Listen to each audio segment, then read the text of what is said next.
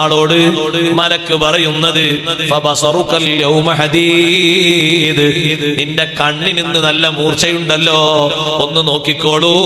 ഈ യാഥാർത്ഥ്യങ്ങളെ പറ്റി മുമ്പ് പറഞ്ഞില്ലേ ദുനിയാവില്? കർമ്മരംഗത്ത് കുഴപ്പം ബാധിച്ച ആളുകള് വിയർപ്പിൽ മുങ്ങുന്നത് കണ്ടോ? നിങ്ങളെ കഴുത്തിൽ കെട്ടി തൂക്കിയിരിക്കുന്നത് ഇതുപോലെ ഒരു കാർഡ് നമ്മളെ ഖബറിൽ നിന്ന് എഴുന്നേറ്റ് വരുമ്പോ നമ്മളെ കഴുത്തിലുണ്ടാകും. അത് ഹസനാത്താണോ സയ്യാത്താണോ മുൻതൂക്കം തൂക്കിയത് കാർഡ് കണ്ടാൽ തന്നെ അറിയും കേട്ടോ. ആ കാർഡിലുള്ളത് കണ്ടാൽ തന്നെ കരം തൂക്കം അറിയും. ഏത് ഭാഗത്തേക്ക് പോകാനുള്ള ആളാണെന്ന് അറിയും. സുബ്ഹാനല്ലാഹ്. അതുകൊണ്ട് ഈ ദുനിയാവിൽ ജീവിക്കുന്ന കാലത്ത് നമ്മുടെ മനസ്സ് നന്നാകാൻ, നമ്മുടെ മനസ്സ് ഉഷാറാകാൻ അള്ളാഹുവിന്റെ ദീനിന്റെ നിയമങ്ങൾ അംഗീകരിക്കണം. ഖുർആൻ ഓതിയാൽ മാത്രം പോരാ. അഷ്റഫുൽ ഖൽഖ് സല്ലല്ലാഹു അലൈഹി വസല്ലം തങ്ങൾ പറഞ്ഞു, യഅതി അലാ ഉമ്മത്തി സമാൻ, എന്റെ ഉമ്മത്തിനൊരു കാലം വരാനുണ്ട്, യതഅല്ലമൂനൽ ഖുർആൻ, അവർ ഖുർആനൊക്കെ നന്നായി ഓതാൻ പഠിക്കും, വയഹ്ഫദൂന ഹുറൂഫഹു, അതിന്റെ ഹർഫുകളൊക്കെ ശ്രദ്ധിച്ച് അവർ ഓതും, വയുളയ്യിഊന ഹുദൂദഹു, ഖുർആനിന്റെ ഒരു നിയമം പറഞ്ഞാൽ, ഖുർആനിന്റെ ഒരു ഹുക്മ് പറഞ്ഞാൽ അതവർ കൈയൊഴിച്ച് കളയും, അത് സ്വീകരിക്കൂല. ഖുർആൻ ഓതാൻ അറിയും, എന്നെന്നും ഓരോ സൂറത്തും ആയത്തുമായിട്ട് അവർ ഓതും. ആ ആയത്തിലും സൂറത്തിലും പറഞ്ഞിരിക്കുന്ന വിധിവിലക്കുകളില്ലേ, അത് അംഗീകരിക്കാൻ അവരെ മനസ്ഥിതി വരൂല. ഫവൈലുൽ ലഹും മിമ്മാ ഹഫിദൂ വവൈലുൽ ലഹും മിമ്മാ ദയ്യഊ, അവർ കാണാതെ പഠിച്ച കാര്യം അവർക്ക് നാശമാണ്, അവർ കൈയൊഴിച്ച കാര്യവും അവർക്ക് നാശമാണ്. ഖുർആൻ പറയുന്ന കാര്യങ്ങൾ നമ്മളങ്ങനെ ഓതുന്നു, നമ്മളങ്ങനെ വാത് കേൾക്കുന്നു പോരാ. മനസ്സ് ഉണർന്നിട്ട് മനസ്സിന്റെ ഗഫ്ലത്ത് മാറ്റിയിട്ട് നല്ല ബോധമുള്ള മനസ്സോടെ കേട്ട് ചിന്തിച്ച് നന്നാകണം. അല്ലാഹു നമ്മുടെ സദസ്സ് അവൻ സ്വീകരിക്കുന്ന സദസ്സാക്കി തരട്ടെ. ഗഫ്ലത്തിനെ തൊട്ട് നമ്മുടെ ഖൽബിനെ അല്ലാഹു കാത്തുരക്ഷിക്കട്ടെ. ഹദീസിൽ കാണാം, സാധാരണ മനുഷ്യന്മാർക്ക് മുഅ്മിനീങ്ങൾക്ക് ഗഫ്ലത്ത് ബാധിക്കുന്നത് 3 കാര്യങ്ങളിലാണെന്ന് ഹബീബ് റസൂലുള്ളാഹി സ്വല്ലല്ലാഹു അലൈഹി വസല്ലം. അൽ ഗഫ്ലത്തു ഫീ സലാസ്, മനസ്സിനെ അശ്രദ്ധ പിടികൂടുന്നത്, മനസ്സിനൊരു ഉറക്കം തോന്നുന്ന അവസ്ഥ വരുന്നത്, ഉണർവ് നഷ്ടപ്പെടുന്നത് 3 വിഷയങ്ങളിലാണ്. ഒന്ന്, അൽ ഗഫ്ലത്തു അൻ ദിക്രില്ലാഹി അസ്സ വജൽ, അല്ലാഹുവിന്റെ ദിക്റിൽ നിന്ന് അശ്രദ്ധ. ആകപ്പാട് ഒരു സമയത്തുള്ള ദിക്ർ മതിയോ? ഭക്ഷണം കഴിക്കുമ്പോൾ ഒരു ബിസ്മില്ലാഹി കഴിച്ചു കഴിഞ്ഞാൽ അൽഹംദുലില്ലാഹ്. ബാക്കി ജീവിതത്തിൽ തരുന്നതൊക്കെ അനുഗ്രഹങ്ങളല്ലേ, അതിനൊക്കെ ദിക്റില്ലേ? ഉണ്ട്. പക്ഷേ ദിക്ർ കാര്യമായി ശ്രദ്ധിക്കുന്നില്ല എന്ന് മാത്രമല്ല. നിങ്ങൾ നോക്ക്, ഇപ്പൊ നിസ്കരിക്കുന്ന ആൾക്കാരെ തന്നെ കാണാം, ഫാത്തിഹ ഓതിക്കഴിഞ്ഞ് സമിഅല്ലാഹു ലിമൻ ഹമിദാന്നൊക്കെ ഈത്തിദാലൊക്കെ പറയുമ്പോ റുക്കുവൊക്കെ പറയുമ്പോ അവര് വാ തുറക്കുന്നില്ല. അങ്ങനെ സമിഅല്ലാഹു ലിമൻ ഹമിദ, നിസ്കാരം സ്വയ്യാകും വെച്ചാൽ സ്വയ്യാകും, പക്ഷെ ഈ ദിക്റില്ലേ, ചൊല്ലേണ്ട ദിക്ർ വരുന്നില്ല. സുജൂദിലെത്തിയിട്ട് ചൊല്ലേണ്ട ദിക്ർ വരുന്നില്ല. ആകെ 2 എണ്ണം ചൊല്ലും, ഫാത്തിഹയും ഒരു അത്തഹിയ്യാത്തും, ബാക്കിയുള്ളൊന്നുമില്ല. വജ്ജഹത്ത് പിന്നെ തീരെ ഇല്ല. അതൊക്കെ ഒഴിവാക്കി അല്ലാഹുവിന്റെ ദിക്റിൽ നിന്ന് അശ്രദ്ധ. മലമൂത്ര വിസർജനം നിർവഹിക്കാൻ പോകുന്ന സമയത്ത് ചൊല്ലുന്ന ദിക്ർ, ശേഷമുള്ള ദിക്ർ, വീട്ടിലേക്ക് പ്രവേശിക്കുമ്പോ, വീട്ടിൽ നിന്ന് ഇറങ്ങുമ്പോ, എല്ലാ സമയങ്ങളിലും സുന്നത്താക്കപ്പെട്ട ദിക്റുകളുണ്ട്. ഞാൻ ഓരോന്നും എണ്ണി പറയുന്നില്ല, പക്ഷെ അശ്രദ്ധയാണ്. നമ്മുടെ ഇടയിൽ വെച്ചൊരാൾ അൽഹംദുലില്ലാ എന്ന് പറഞ്ഞാൽ യർഹമുക്കല്ലാഹ് എന്ന് പറയാൻ തന്നെ ആളുകൾക്ക് മടിയാണ്. നല്ല ഉത്തരം കിട്ടുന്ന ഒരു സന്ദർഭമാണത്. തുമ്മിയിട്ടൊരാൾ അൽഹംദുലില്ലാ എന്ന് പറഞ്ഞാൽ അപ്പുറത്തൊരാൾ പറഞ്ഞിട്ടില്ലെങ്കിൽ ഇപ്പുറത്തൊരാൾ ഓർമ്മപ്പെടുത്തി കൊടുക്കണം എന്നാണ് അൽഹംദുലില്ലാ മറ്റേക്ക് പറയാൻ വേണ്ടിയിട്ട്. ഒരേലെ ചെറിയ കുട്ടികളൊന്നും അൽഹംദുലില്ലാ പഠിക്കാത്ത കുട്ടികൾ തുമ്മുമ്പോ നമ്മൾ ചൊല്ലും, ബാപ്പാരും ഉമ്മാരും ചൊല്ലും അൽഹംദുലില്ലാ. ചൊല്ലാനൊക്കെ അറിയുന്ന ഒരാൾ മറന്നുപോയാൽ ഓർമ്മപ്പെടുത്തി കൊടുക്കണം അൽഹംദുലില്ലാ. അപ്പൊ അയാൾ ചൊല്ലും അൽഹംദുലില്ലാ. ആ അൽഹംദുലില്ലക്ക് യർഹമുക്കല്ലാഹ് എന്ന ഒരു ദിക്ർ, ഒരു ദുആ, നല്ല ഉത്തരം കിട്ടുന്ന ദുആയാണ്. ആ സന്ദർഭം മുതലാക്കിയാൽ അല്ലാഹു നൽകിയൊരു മഹത്തായ അനുഗ്രഹം ആലോചിച്ചു നോക്കൂ. നമ്മുടെ ശ്വാസം ഇപ്പോൾ നേർക്ക് നേരെ വീണത് അള്ളാഹു തിരിച്ചു തന്നത് കൊണ്ടാണ്.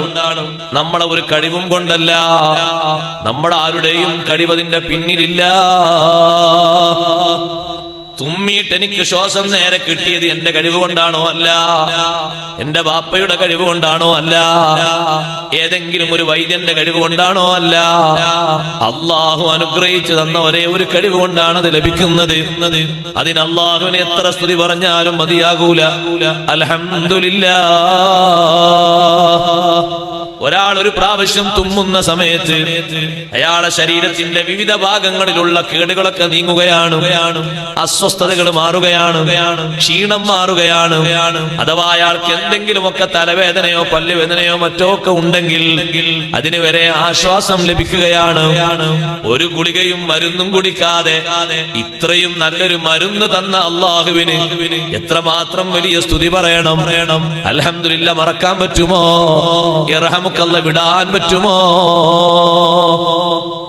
അതുകൊണ്ടല്ലേ നബി സല്ലല്ലാഹു അലൈഹി വസല്ലം തങ്ങളുടെ അടുത്ത് ജൂതന്മാർ തങ്ങളെടുത്ത് വന്ന് ദുആ കിട്ടാൻ വേണ്ടിയിട്ട് തുമ്മിയിട്ട് അൽഹംദുലില്ലാ എന്ന് പറയും. എന്ത് ദുആ കിട്ടാൻ? ഇർഹമുക്കല്ലാഹ് എന്ന് കിട്ടാൻ. തങ്ങൾ ഉടനെ ദുആ കൊടുക്കും, യഹ്ദിക്കുമുല്ലാഹ്, അല്ലാഹ് നിങ്ങൾക്ക് ഹിദായത്ത് തരട്ടെ. അതാണ് നിങ്ങൾക്ക് ഏറ്റവും തോനെ കിട്ടേണ്ടത്. ഇർഹമുക്കല്ലാഹ് എന്ന് ദുആ കിട്ടാനാണ് അവര് വന്ന് തുമ്മിയിട്ട് അൽഹംദുലില്ലാ എന്ന് പറയുന്നത്. അപ്പൊ തങ്ങൾ പറയും യഹ്ദിക്കുമുല്ലാഹ്, അല്ലാഹ് നിങ്ങൾക്ക് ഹിദായത്ത് തരട്ടെ. നിങ്ങൾക്ക് അതാ വേണ്ടത്.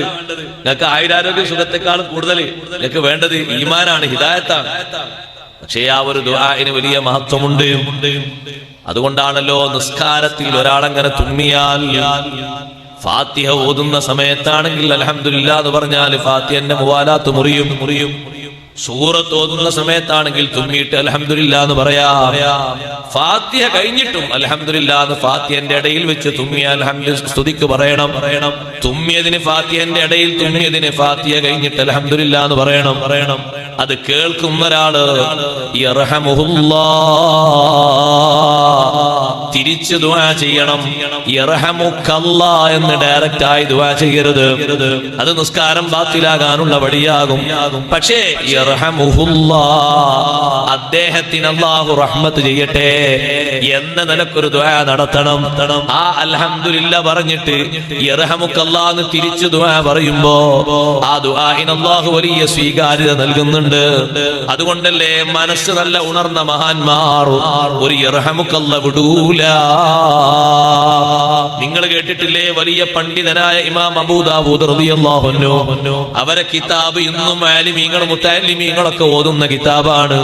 സുനനു അബീ ദാവൂദ് എന്ന കിതാബടക്കം ധാരാളം കിതാബുകളുണ്ട്. ആ വലിയ പണ്ഡിതൻ ഒരു കപ്പൽ യാത്ര നടത്താൻ വേണ്ടി ഒരുങ്ങുന്ന സമയത്ത് കപ്പൽ ഇങ്ങനെ പതുക്കെ പുറപ്പെടാൻ തുടങ്ങിയപ്പോ കരയിൽ നിന്നൊരാള് തുമ്മിയിട്ട് അൽഹംദുലില്ലാ എന്ന് പറയുന്നത് കേട്ടു. യർഹമുക്കല്ലാ അയാൾ കേൾക്കുന്ന രൂപത്തിൽ പോയി പറയണ്ടേ? കപ്പലിന്റെ ഉള്ളിൽ വെച്ച് പറഞ്ഞാൽ കരയിൽ നിൽക്കുന്ന ആള് കേൾക്കൂല. അതുകൊണ്ടൊരു കാര്യം ചെയ്യാം, ഒരു ചെറിയ ബോട്ട്, ഒരു തോണി വാടകയ്ക്ക് വിളിച്ചു, 1-2 ദിർഹം കൊടുത്തിട്ട്, എന്നിട്ട് അതിലേക്ക് മഹാനവറുകൾ കയറി കപ്പൽ ഓടിക്കുന്ന ആളോട് പറഞ്ഞു, ഞാൻ ഇപ്പൊ തിരിച്ചു വരാം, ഒന്ന് സ്ലോവാക്കണം.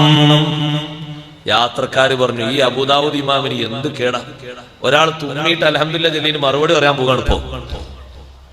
എന്താണ്? പക്ഷെ അവരതിന്റെ ആ ദിക്റിന്റെ മഹത്വം മനസ്സിലാക്കിയിട്ടുണ്ട്, ഉൾക്കൊണ്ടിട്ടുണ്ട്. അവരെ കൽബതിൽ നിന്ന് മാറൂല, അശ്രദ്ധല്ല. ആ മറുപടി പറഞ്ഞെങ്കിലേ ഇനി സന്തോഷം കിട്ടുള്ളൂ. ഒരു ചെറിയ ബോട്ട് തോണി വാടകയ്ക്ക് വിളിച്ച് കരയിൽ ചെന്നു, തുമ്മിയിട്ട് അൽഹംദുലില്ലാ എന്ന് പറഞ്ഞ ആളോട് പറഞ്ഞു ഇർഹമുക്കല്ലാ എന്ന് പറഞ്ഞു.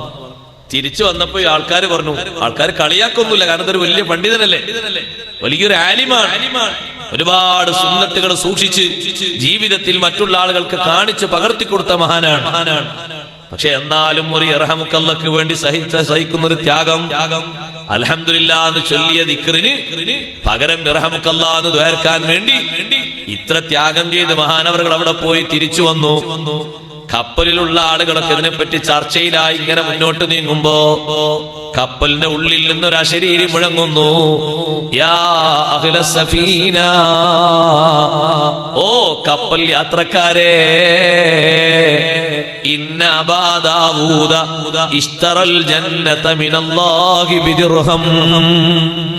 നിങ്ങളെ കൂട്ടത്തിലുള്ള അബൂദാവൂദ് ഇമാമില്ലേ, 1 ദിർഹം കൊണ്ട് അള്ളാഹുവിൽ നിന്ന് സ്വർഗം വാങ്ങിപ്പോയി. അൽഹംദുലില്ലാ എന്ന് ചൊല്ലിയ ആള് ആ ഹംദ് നല്ല ക്വാളിറ്റി ഉള്ള ഹംദാണ്. അപ്പൊ അതേ രൂപത്തിൽ റഹ്മക്കല്ലാഹ് എന്ന് ചൊല്ലിയപ്പോ ആ ദുആ അല്ലാഹു സ്വീകരിച്ചു. തിരിച്ചയാൾ പറയും യഹ്ദീകുമുല്ലാഹു യസ്ലിഹു ബാലക്കും, തിരിച്ചു പറയും ആ ദുആ അല്ലാഹു സ്വീകരിച്ചു. എന്നിട്ട് കപ്പലിൽ മുഴുവനും ഒരു അശരീരി 1 ദിർഹം കൊണ്ട് സ്വർഗം വാങ്ങി, 1 ദിർഹം കൊണ്ട് സ്വർഗം വാങ്ങി. അവരെ മനസ്സിലുള്ള ദിക്റിന്റെ മൂർച്ചയാണ്.